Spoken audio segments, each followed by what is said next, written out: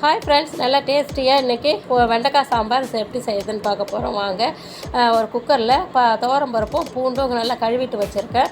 குக்கரில் துவரம்பருப்பும் பூண்டும் போட்டுட்டு துவரம்பருப்போட கூட பெருங்காயத்தூளும் மஞ்சத்தூளும் போட்டு தேவையான அளவு தண்ணி ஊற்றி எல்லாம் ஒரு 5-6 விசில் வச்சு வேக வச்சுக்கலாம். பருப்பு நல்லா குழஞ்சிடும்.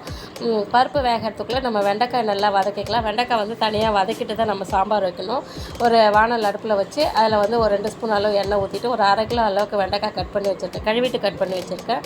அந்த வெண்டைக்காய் நல்லா வதங்கட்டும். வதங்கினதுக்கப்புறம் ஒரு பிளேட்டுக்கு மாற்றிக்கலாம்.